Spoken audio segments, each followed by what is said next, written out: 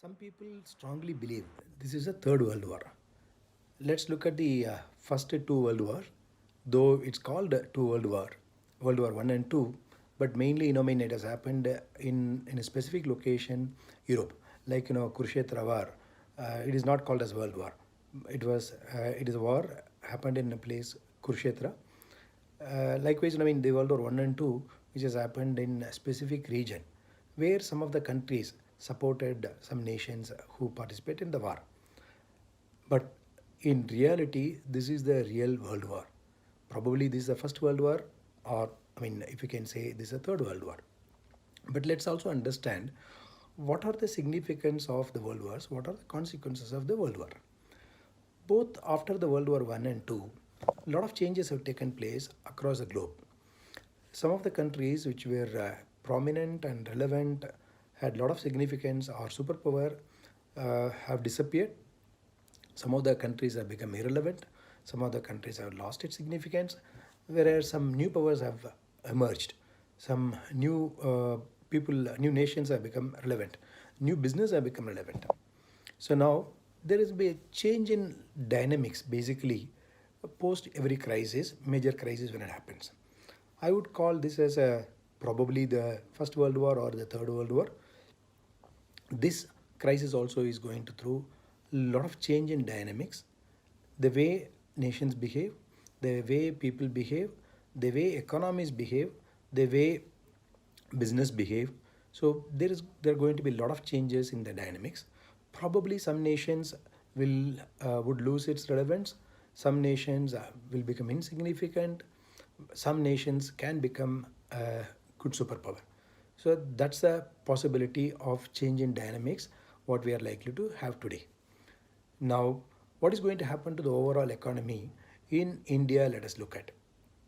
India has a tremendous opportunity, according to my view, uh, to seize this opportunity, particularly. Mainly, basically, few things which are happening around us. One is, there is a loss of faith on China. China has been exporting, their major revenue comes out of their exports, which is mainly to Europe and US. Uh, Currently, there is a lot of trust deficiency developed, and according to my estimate, a lot of European and American companies would distance themselves dealing with China. And what are the opportunities for them when they distance themselves from China? What are the opportunities for them? They can go to some of the Asian countries, other Asian countries. They can go to some of the European countries. In Europe, again, it's not cheaper, other than Eastern European country. Then they can go to African countries or Brazil or Mexico or Russia. Again, there is a kind of a distancing with Russia today, has been there for quite some time for some of the European countries and as well as US in the past. Hence, uh, probably Russia is also a remote possibility. Whereas Brazil and Mexico and some of the African countries, there is a, for example, Ethiopia is coming out well. There is a possibility, like Ethiopia and all that. Whereas on the Eastern Europe, they will take much longer time, is my estimate. Though they can provide alternate solution, but they will take much longer time to come back. Maybe another 3, 4, 5 years time they can take to come back. That's the probability I see from Eastern Europe, which leaves probably very few countries to fill in this gap. One is India, obviously, on the top of the list. Some of the Asian countries, smaller countries like Cambodia, Vietnam, Bangladesh, have done well in the recent past. Maybe to some extent Sri Lanka or Singapore, and if you take Mexico and Brazil, these are all the countries are likely to pitch in and take advantage. And India is well poised in leading the whole thing today. So hence, I see a lot of opportunity to come into India. Maybe first quarter, April anyway is washout for most of the corporations, and maybe first quarter there will be a major setback. They'll not be able to have 100% back in the business. Maybe 25-30% can reach, but second quarter business can stabilize hopefully. So far, our government has controlled the corona exceedingly well. In fact, our prime minister has approved He's the best leader in the world today. US has not managed well, UK not managed well, some of the European countries have not managed well. So whereas India has managed well, the credit goes to the leadership and our Prime Minister in managing the entire situation today. What does it mean to us? So the whole world started, will start respecting, will start, believing, India is the place to come and do business. So that's a big message which is being conveyed. One side, the corona is being contained and controlled. On the other hand, there is a big message to the world that India can, India has been managed well. Hence, India is the place for them to come in. There is a huge opportunity I'm looking at across all spectrum, whether it is a textile manufacturing or computer related ones, or software products, or hardware products, or automobile, or fashion equipments, even wealth, wellness. There is a huge opportunity for us in moving along with the wellness products, including, for example, there is an opportunity for us to train more than a million nurses, or more than 2-3 million nurses, and maybe a million doctors can be trained, and they can, serve the entire world in a very, very different way. So I see a big opportunity emerging for India at the end of H1. So H2 onwards, maybe October onwards, I see a tremendous potential for India to gain momentum. Maybe next 3 years, maybe the world have to, probably world has to trust India and work along with India. That's the opportunity I feel.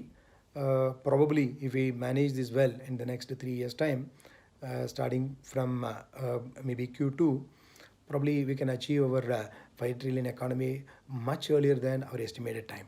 So this is the opportunity I see for India today. India is basically an entrepreneurial nation, but we need to have the right platform. So if we give the right platform, I'm sure the entrepreneurship will thrive in this country and can be the solution for the world and as well as for India. So that's the opportunity I see overall economic situation today. What it means for real estate, let us look at. Real estate, I would divide this into a few aspects. One is retail, the second is hospitality, third is commercial, fourth is residential, fifth, there are a lot of other allied one like co-working or co-living or warehousing. So these are all the new things which have come up. Let us go one by one. If you take retail, according to me, that will go through a long time and they will have a big suffering. It's not going to be easy for them to come back. Likewise, hospitality can go through some difficulties. I will not say those business will go through difficulties. The business will come back maybe sooner than what we expect. But some of the promoters can go through serious difficulties. So probably those assets can become very, very cheap. That's a possibility for a new investor who is, got a good cash backup. He can come and buy those assets and those business can do well. So I don't expect business to go down. Maybe in the short run, yes, maybe 6 to 12 months time, both hospitality and retail, there is a possibility of having a bigger problem. But that will hit the promoters, not the business per se. 12 months later, somebody else can buy. 6 months later, somebody else can buy and take this opportunity to take it to a bigger level. But some of the businessmen will suffer in that. Then this office space, I expect a huge demand coming, big time to India, because a lot of, American companies and European companies would look at setting up business in India, setting up offices in India. Hence, I expect so far office buildings have been doing well in the last 4 years. I expect that to go up further. But if you ask me whether the prices will go up, rental will go up, may not be, because people will be coming here for competitiveness. Hence, there may not be a sharp increase in the rental. Probably we should be happy even if it remains flat, or there could be a small dip on the rental expectation, but the demand will go up. Hence, that's going to create a huge opportunity to provide employment, and there will be a good demand. On the housing, again, I would divide this into two aspects. One is luxury housing and the mid-market and affordable housing. Luxury housing will take much longer time to come back. They've been struggling already. They will take little more time to come back, maybe next 3-4 years time for them to come back. I don't see that is coming back. Whereas on the other hand, affordable housing and mid-market housing, I see a huge opportunity. I expect the demand to go up further because of few things. One is the new entrepreneurship which is going to be developed, and the number of entrepreneurs are going to be much larger, and new employment opportunities is going to be created because of the economic upliftment. And also there is a people will come back to have the safe investment. Indian generally considered gold and homes as their safest investment, and woman leads the decision all the time. Now in the last 1 month, women would have become much more powerful. Wherever there was a little less powerful, they would have become much more powerful today. And I expect the decision to be on buying gold and homes. Today, I mean, gold also probably would have lost slight relevance. Hence, homes, there will be a bigger demand.